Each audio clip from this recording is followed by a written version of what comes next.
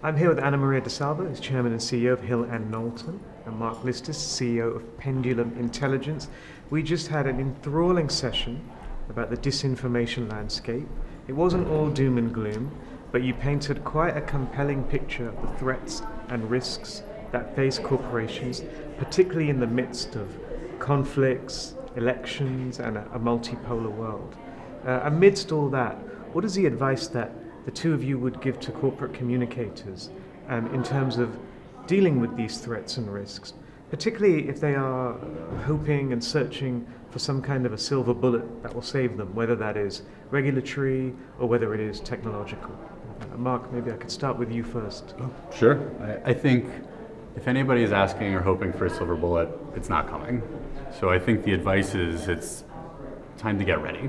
And then the question is, how do you start to get ready? And I think it's a combination of trusting what you know, finding the formats that work well for you, find the partners that you can trust in a time of really trying situations. I think it's something that Hill and Knowlton is absolutely wonderful example of. And then find technology that can keep up with the rate of change of the threat that comes out. And that pace is moving incredibly quickly.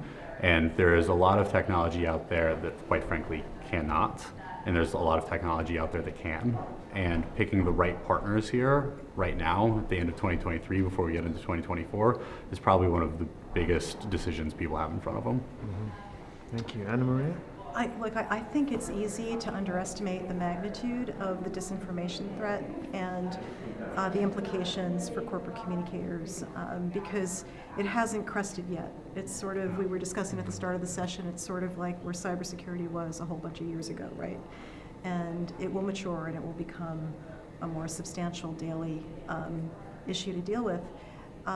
So I feel as though as communicators, we're always, when we think about risks and we think about issues and preventing crises, we have proactive, preemptive measures, and we have rapid response measures, and the threshold is, has it broken through to the level of crisis yet, and so I feel like we need to be thinking about how do we get stronger in the proactive, preemptive domain, and how do we have better tools and better methods and more ability to be proactive, to spot the risk and mitigate it, and then how do we do what we do best, which is really swarm an issue as it's emerging and prevent it from becoming a crisis using all the methodologies and standards that we normally use.